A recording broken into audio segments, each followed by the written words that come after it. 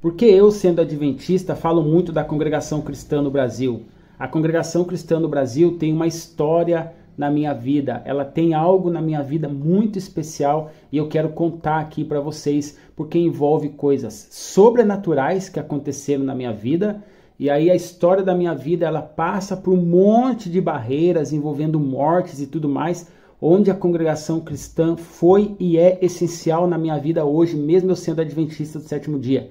Quando eu visitei a congregação alguns dias atrás e relatei como funcionava o culto, eu quero deixar bem claro aqui que eu não estava mentindo. Eu não estava dizendo que não era da congregação, que era um adventista, mas no fundo eu era da congregação e fui lá. Algumas pessoas acham que eu estava mentindo, que eu era um irmão da congregação que estava lá mentindo que era adventista para falar bem da igreja.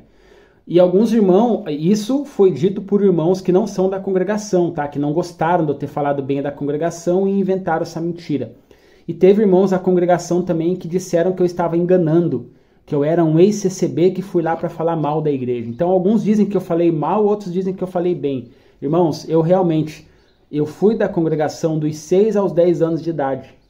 Só que há mais de 20 anos que eu não pisava o pé na Congregação Cristã no Brasil. E quando eu fui visitar, eu fui realmente como um adventista que não lembrava 1% do que era o culto, da doxologia e da ordem do culto. Então eu quero contar o meu testemunho aqui para vocês de algumas coisas que aconteceram comigo na congregação e de como a congregação, de como e o porquê que a congregação foi fundamental na minha vida e é até hoje. Inclusive, eu estou vivo graças aos princípios que eu aprendi com a minha avó dentro da Igreja Congregação Cristã no Brasil. Então fique até o final desse vídeo que você vai entender esse testemunho maravilhoso que ultrapassa barreiras denominacionais, tá bom? Tudo começou quando os meus pais se separaram. Eu tinha 5 anos de idade. E quando meus pais se separaram, ficou eu e mais alguns irmãos meus com a minha mãe. Nós éramos em 6 irmãos, tá? E a minha mãe decidiu mandar eu e o meu irmão Tiago para morar com os nossos avós. Isso lá em São José dos Campos. Lá em São José dos Campos vivia eu, meus irmãos, meu pai e minha mãe. Eles se separaram. E a minha mãe mandou eu morar com os meus avós lá em Campinhos, município de Baiti, tá? Vilarejo de Campinhos, lá no município de Baiti, norte do Paraná. Lá em Baiti mora a mãe da minha mãe e a mãe do meu pai. E nós fomos morar com a mãe do meu pai. A mãe do meu pai, ela é da Congregação Cristã no Brasil. Inclusive, ela é viva até hoje, tá? Então, eu e o meu irmão Tiago ficamos um tempo vivendo nesse contexto, tá? Depois, o meu irmão Tiago foi morar com os meus pais. Aliás, com o meu pai lá em Curitiba. Meu pai, quando ele se separa da minha mãe, ele vai morar para Curitiba. E nós vamos para Campinhos e Baiti junto com a minha avó. O Tiago foi para Curitiba. Ele ficou pouco tempo com a minha avó. Já eu fiquei um pouco mais, 4, 5 anos morando com a minha avó. Nesse tempo, a minha avó me levava para a Congregação Cristã no Brasil. Eu ia para a igreja de terno, ia para a igreja todo arrumadinho. Eu sonhava em ser músico da igreja, inclusive eu amava os músicos da igreja, tanto é que eu sentava no meio deles, porque eu gostava muito de ver os irmãos tocando. E eu queria ser músico da igreja, tá? Então eu comecei a estudar o Bona já com 6 anos de idade. E o meu sonho era tocar bombardão. Só que depois passou um tempinho, eu já mudei, eu já queria tocar trombone. Naquela época, cada um dos meninos tinha o sonho de tocar um instrumento específico. E a minha avó me ensinou que se eu quisesse ter um instrumento, eu tinha que orar a Deus para que Deus preparasse. E eu orava, irmãos. Eu orava sim. Eu orava muito. E eu orava com sinceridade. A oração de uma criança. Então, teve um certo dia, depois de um bom tempo orando, veio morar lá em Campinhos um irmão chamado Lázaro, que veio lá de São Paulo. E ele olhou para mim e disse, sem saber, isso eu creio, tá? Essa revelação eu recebi na Congregação Cristã no Brasil. Eu recebi e eu creio. Eu vi com os meus próprios olhos, tá bom? Eu vi. Tá? Você que é de outra igreja aí, que até mesmo faz parte da mesma igreja que eu, adventista do sétimo dia, que não acredita nessas coisas, eu posso dizer, eu vi com os meus próprios olhos, tá? Tem irmão que não acredita, mas a igreja adventista acredita nisso, tá? Acredita que Deus prepara as coisas para as pessoas e fala com as pessoas através dos seus servos. Então eu acredito nisso, vivi isso, tá? Esse irmão Lázaro, ele veio morar para Campinas, ele não sabia que eu queria ser músico, ele não sabia, e ele olhou para mim e falou: Deus vai preparar o seu instrumento. Ele falou para mim: Deus vai preparar o seu instrumento, tá? Então, teve uma época, eu até que achei que esse fato era cumprimento dessa mensagem que esse irmão me mandou. Teve uma pessoa lá que me emprestou um trompete, que falou que ia me vender, que eu podia pagar aos poucos. Enfim, eu era uma criança, eu não lembro agora, foi um adulto lá, alguém que me emprestou o instrumento. E eu comecei a ensaiar esse trompete, era em dó. Comecei a ensaiar, mas depois tive a triste decepção que essa pessoa pediu o instrumento de volta, não queria mais vender. E na verdade eu nem sei como eu ia comprar, irmãos. Eu nem tinha dinheiro para comprar, a gente era pobre. Mas eu fiquei iludido ali com o instrumento emprestado e tudo mais. Achei que uma hora ou outra esse irmão ia me dar esse instrumento como cumprimento, né, daquilo que o irmão Lázaro tinha falado. E aí acabou que não aconteceu, não rolou. Um certo dia, eu estou na casa do irmão Lázaro, o irmão Lázaro adoeceu, estava acamado, doente. A gente ia muitas vezes lá com a minha avó fazer oração para ele, né? E eu lembro que ele falou para mim assim: olha, Luan, vai lá no quarto, tem uma caixa, pega o que está dentro dessa caixa e pega para você, que é seu. Deus te deu. Fui lá no quarto. Quando eu abri a caixa, tinha um trompete dentro. Eu queria tocar bombardão, depois tocar trombone, mas eu entendi que Deus queria que eu tocasse trompete. Era o que Deus queria. Eu entendi dessa forma. E foi o que Deus preparou para mim. Então eu não podia falar assim: ah, Senhor, eu queria um trombone, o Senhor me deu um trompete. Não, eu não como criança, pequeno, já entendia isso. Então, e o trompete era em si. Embora eu tinha aprendido a tocar um trompete em dó, Deus preparou um trompete em si. Eu falei assim: é isso que Deus quer. Comecei a tocar, estava tocando bem até. Aí, essa é a parte sobrenatural que Deus agiu na minha vida quando eu era da Congregação Cristã do Brasil. Eu não duvido disso. Eu orei com sinceridade e orei muito. E Deus me deu um instrumento. Eu já contei esse testemunho, inclusive na igreja adventista, onde eu faço parte. E muitos irmãos creram que Deus me deu esse instrumento. Deus me deu mesmo, tá? Passou-se alguns tempos, alguns anos, e a minha mãe veio me buscar. Eu com 10 anos de idade, a minha mãe veio me buscar, tá? Irmãos, eu senti muita alegria quando a minha mãe veio me buscar. Eu senti muita alegria. Sabe por quê? Eu gostaria de deixar algo claro aqui, irmãos. Minha mãe veio me buscar e eu fiquei feliz. Hoje eu entendo que eu deveria ter ficado com a minha avó, tá? Mas Deus sabe todas as coisas, né? Deus sabe todas as coisas. Porque a minha avó, ela me deu muita estrutura, muita base. Por exemplo, eu aprendi sobre a volta de Jesus com a minha avó. Eu aprendi essa grande esperança com a minha avó.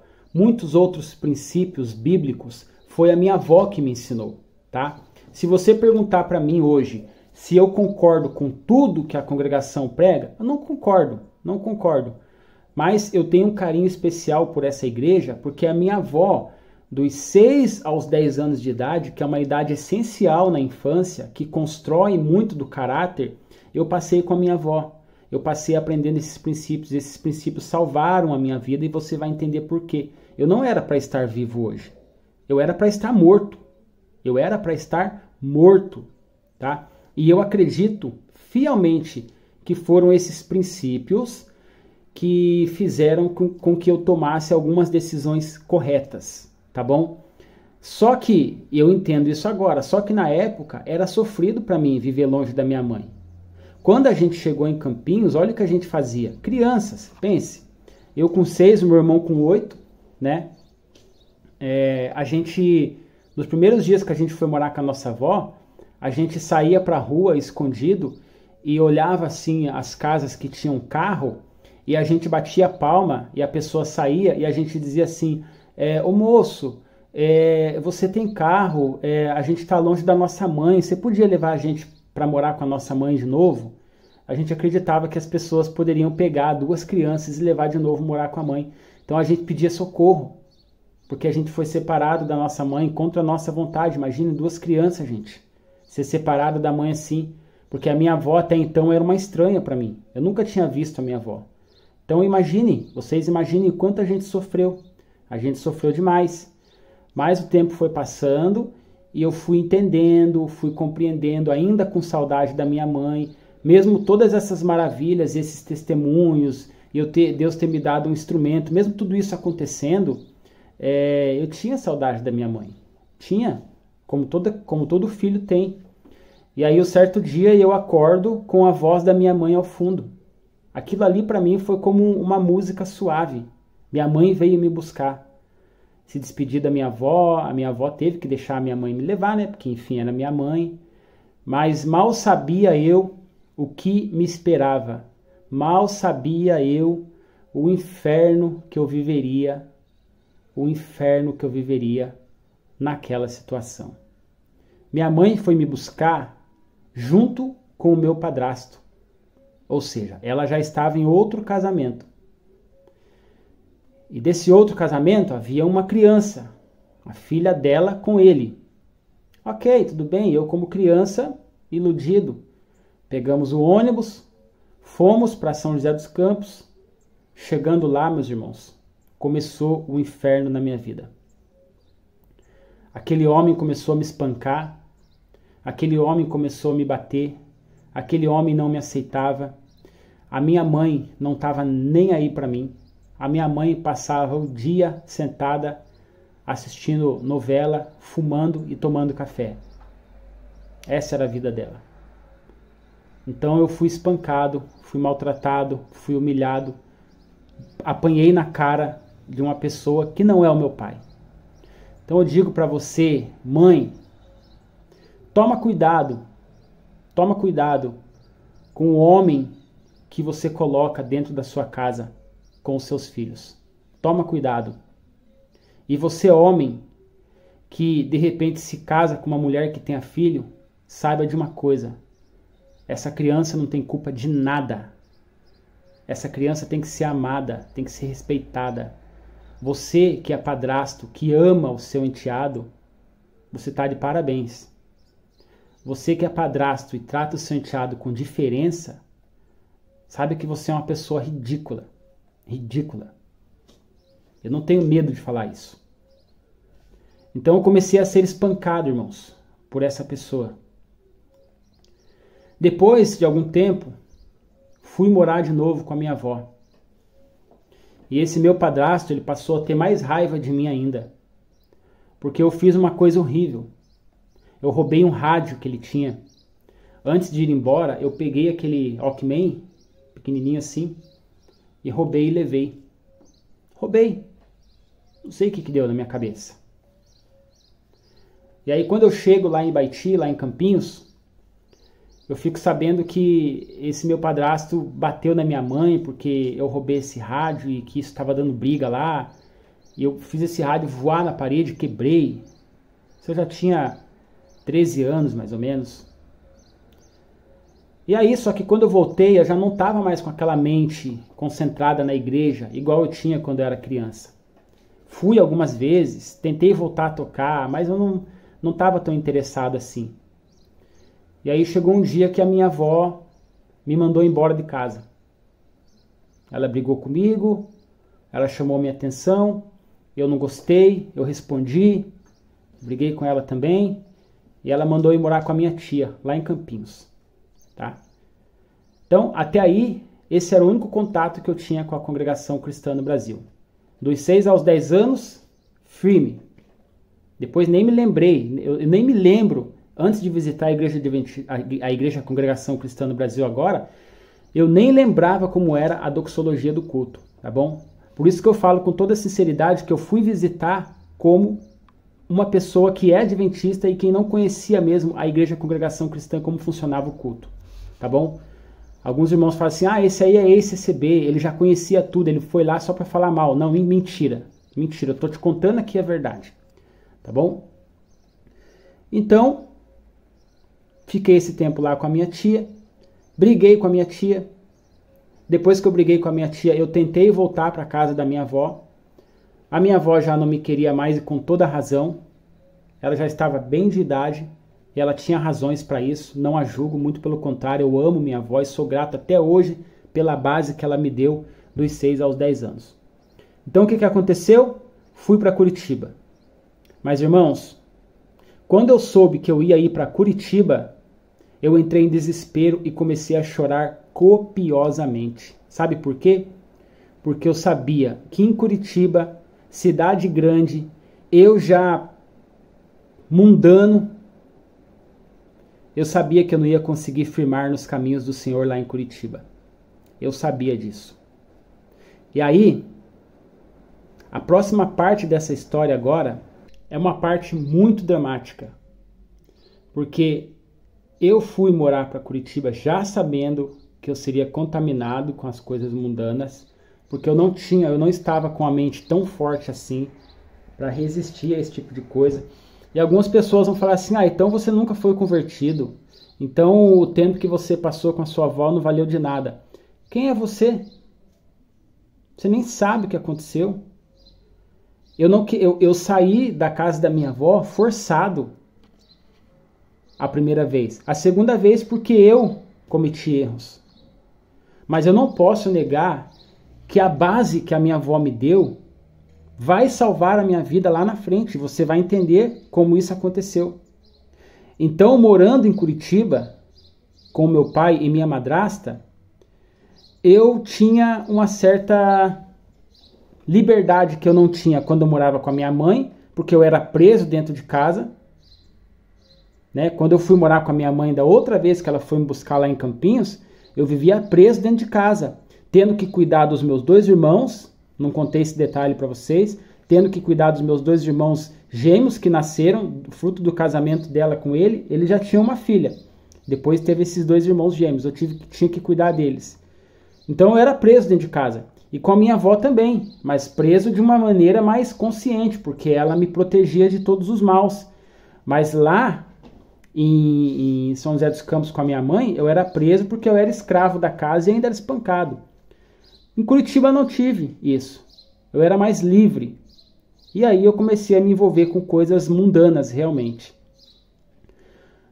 Morando com a minha madrasta, ela judiava da gente, não fisicamente, mas psicologicamente. Nós éramos abusados psicologicamente. E isso acabava afetando o físico também. Veja, quando meu pai se separa da minha mãe, lá no início, e vai morar com essa mulher em Curitiba, numa favela, numa invasão, ela morava numa casinha bem pequena. O meu pai, como ganhava bem, e depois ela também trabalhava num lugar que ganhava bem, eles construíram juntos um triplex na favela. Só que essa mulher, ela não tratava a gente com igualdade com os filhos dela. O nosso quarto era pro lado de fora da casa. A porta tinha um vão desse tamanho assim embaixo e outro em cima. Imagine, Curitiba, frio, 0 graus na época do inverno. Quem é de Curitiba sabe. E a gente passava frio. Eu não tinha cama. Eu dormia num sofazinho, não é de couro. Sabe aqueles banquinhos de espera, de escritório? Era um banquinho pequeno assim. Só que aquele couro, que não era couro legítimo, aquele couro, aquele material que eu não sei o nome agora, ele estava rasgado. E eu dormia em cima daquilo, sem lençol, sem nada. Aquilo me rasgava a noite inteira. A gente sofria. E quando meu pai ia trabalhar, essa mulher deixava a gente para fora de casa. A gente não podia entrar para comer. A única que ficava dentro da casa lá era a minha irmã. Porque ela ainda era empregadinha da casa. Tinha que limpar tudo, tinha que lavar a louça. E isso que a minha madrasta tinha 2 filhas, com idade próximas à minha irmã e uma mais velha que a minha irmã ainda. E quando eu e os meus irmãos queríamos comer um pedaço de pão, a minha irmã tinha que passar por baixo da porta, escondido. O meu pai ganhando super bem. Era esse o contexto que a gente vivia lá. Eu e os meus 2 irmãos, o Thiago e o Johnny, a gente tinha que pedir esmola na rua para comer. A comida que o meu pai comprava estava lá trancada dentro da casa, com ela e com os filhos dela. Mas eu e meus irmãos tinha que pedir esmola na rua para comer.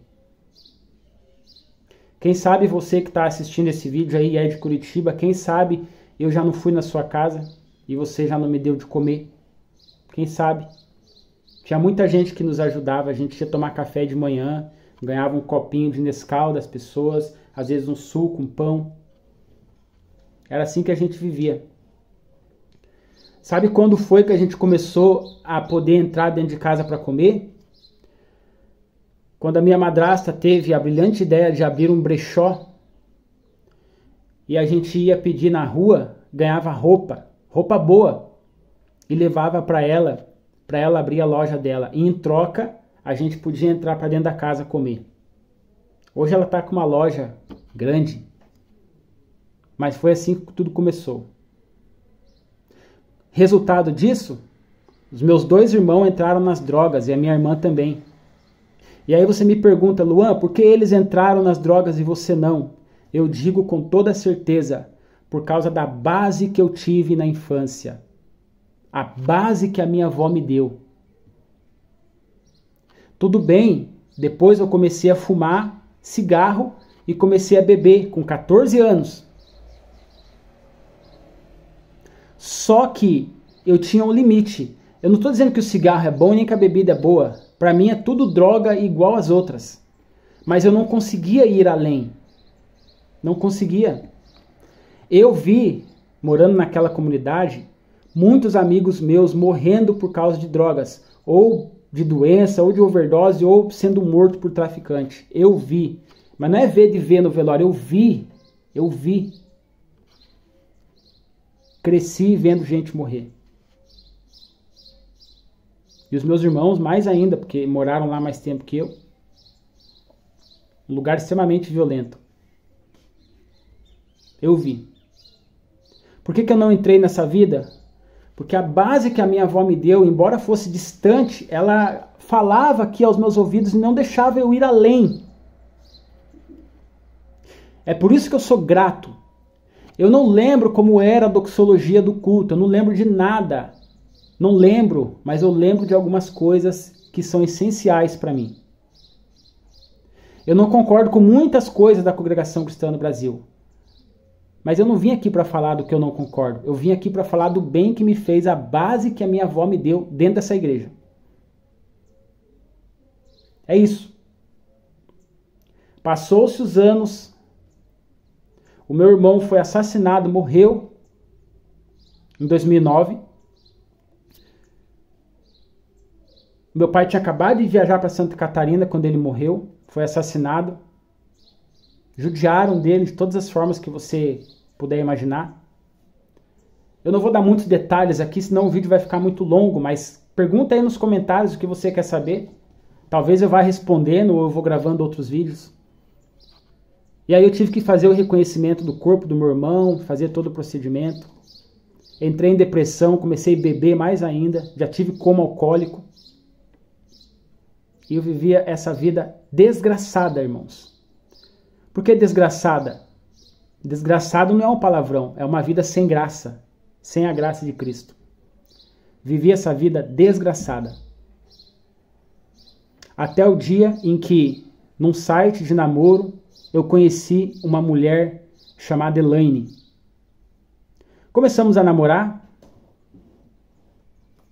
fazendo tudo errado, fornicação. Ela já tinha um filho, 5 anos de idade, o Vitor.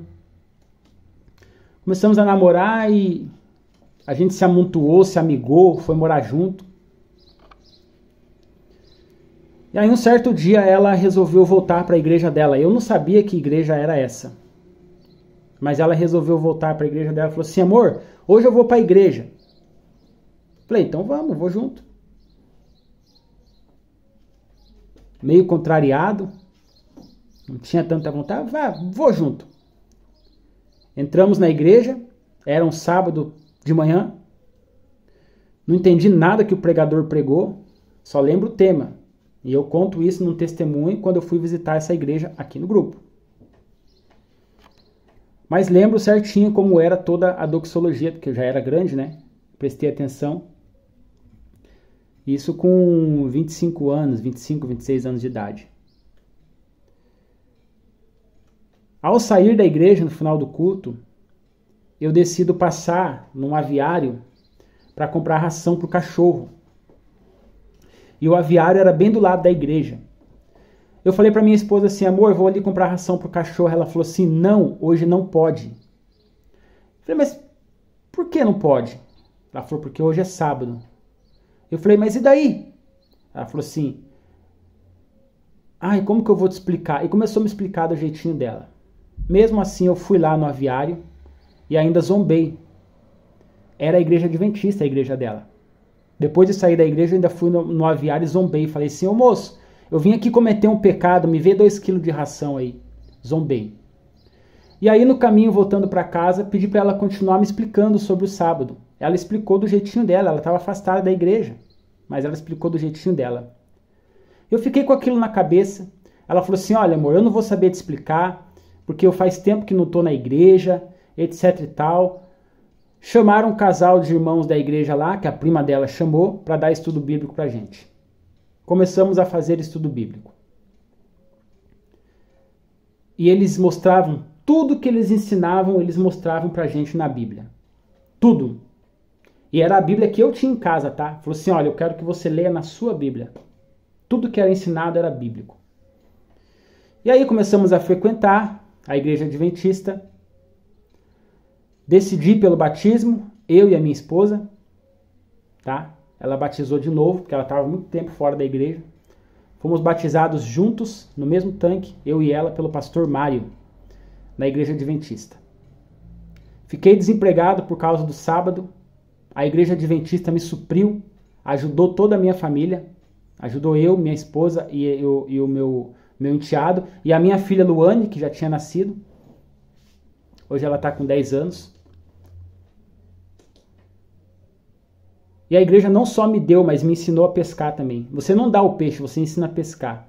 Os irmãos não iam só levar a cesta básica para mim, eles iam me oferecer trabalho, um bico aqui, outro acolá. Os adventistas, a maioria trabalha por conta. E a igreja me ajudou. E essa mulher foi fundamental na minha vida. Ela me pegou pela mão e falou assim, você vai lá agora na escola, vai pedir tua transferência e vai terminar seus estudos. A minha mãe tinha me tirado da escola para eu trabalhar e dar dinheiro para ela comprar cigarro. E essa mulher vem e transforma toda a minha vida. Me pegou pela mão e falou, você vai terminar seus estudos. Comecei a fazer o EJA, estudava atrás da minha casa. Depois saí do EJA, fiz um provão, passei acima da média. Eu não sabia nem falar direito. Eu era metade caipira e metade favelado. Não tem nada contra quem mora na favela. Eu aprendi muita coisa na comunidade. Tenho orgulho de dizer que eu fui criado na favela. Tenho orgulho. Tá? Porque lá tiveram pessoas que me ajudaram. Porque lá eu fui morar com os meus amigos. Quando eu morava com a minha madrasta lá, o meu irmão nas drogas e tudo mais, antes dele morrer, a minha madrasta expulsou o meu irmão de casa. Eu falei assim, já que o meu irmão vai sair, eu vou sair também. Fui morar com os meus amigos. O meu irmão foi morar com os amigos dele, que era uma companhia. Eu fui morar com os amigos que jogavam bola comigo na rua. Morei 5 anos com meus amigos. A Sueli e o Antônio, que eram os pais dos meus amigos na época, hoje eles estão separados, foram pais para mim. Ela foi uma mãe e ele foi um pai. Então tenho muito orgulho de ter morado na favela. Tá? Só que eu não sabia falar, não sabia nada. Minha esposa mudou minha vida. Me levou. E depois que eu terminei meus estudos, ela falou assim, agora você vai fazer uma faculdade. E eu fui fazer a faculdade. E aí continuei estudando a Bíblia com a igreja. A Novo Tempo, que é o canal da Igreja Adventista, oferece estudos bíblicos em CD, DVD, revista. Eu pedia todo dia. Eu pedia direto. E chegava na minha casa de graça. De graça. Materiais onde o pastor preparava, tinha um cenário, tinha equipamento. Ele preparava lá um DVD com estudos bíblicos. Tudo muito bonito, tudo muito feito. Tudo aparentemente muito caro, mas chegava de graça para mim. De graça. Eu não pagava nada. Você que é contra o dízimo aí e acha que todas as igrejas se enriquecem do dízimo, não são todas não, tá? Não condene o dízimo por causa da teologia da prosperidade. Porque a igreja adventista nunca me cobrou nada. Aliás, ela me deu muita coisa. E aí, fui fazer faculdade e Deus foi transformando a minha vida de tal forma que hoje eu olho para você, eu digo, a base que eu tive na congregação cristã com a minha avó é essencial para mim hoje. A igreja adventista me ensinou a Bíblia e me ajudou também no momento que eu estava vivendo. Então não tem como eu falar mal de igreja. Eu posso falar mal de doutrinas. De igreja, de pessoas, eu não falo. Eu não falo. E nem de doutrina. Se eu não concordo, eu não preciso fazer vídeo aqui discordando de ninguém. De ninguém. Hoje, com 35 anos de idade, moro com a minha esposa ainda, com a mesma esposa, com a Elaine, que transformou a minha vida também. Claro que quem mudou minha vida foi Deus, Jesus, Espírito Santo. Moro com a minha esposa. Moro aqui em Umuarama e sou vice-diretor da escola adventista. Comecei como monitor, porque eu fiquei desempregado um bom tempo por causa do sábado, porque eu decidi guardar o sábado e creio que esse é um mandamento de Deus.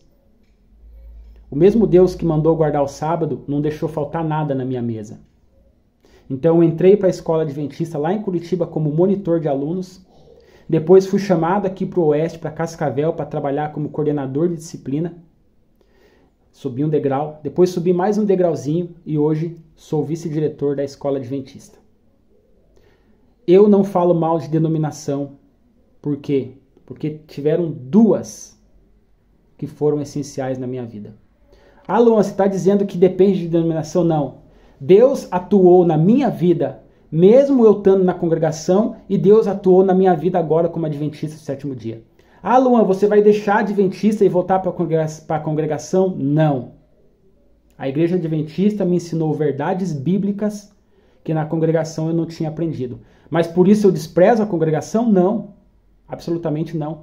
E reafirmo o que eu havia dito naquele outro vídeo. Deus tem suas ovelhas em outros apriscos. Gente, aconteceram muito mais coisas horríveis na minha vida. Coisas assim que nem sei se dá para falar no YouTube. Aconteceram tantas outras coisas boas na minha vida que eu não consigo colocar em um vídeo só. Mas eu fiz esse vídeo para você entender o porquê que eu não falo mal das outras igrejas e o porquê que eu trato a congregação com tanto carinho e o porquê eu sou adventista do sétimo dia.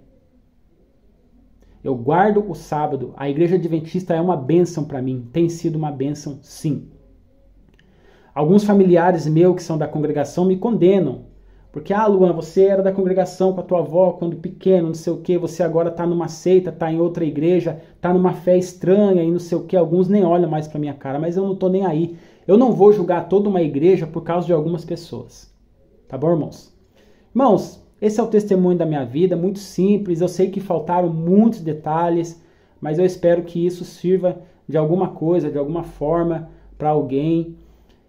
Não desista, não desista. Persista, porque Deus tem grandes obras para fazer na sua vida, assim como fez na minha. Eu não era para estar vivo, eu era para estar morto nesse momento. Mas Deus atuou na minha vida desde pequenininho até agora. Independente de denominação, independente de qualquer coisa. Deus atuou na minha vida. Eu sou o Luan França, esse é o meu canal. Se inscreva, compartilhe esse vídeo. Um forte abraço e até o próximo.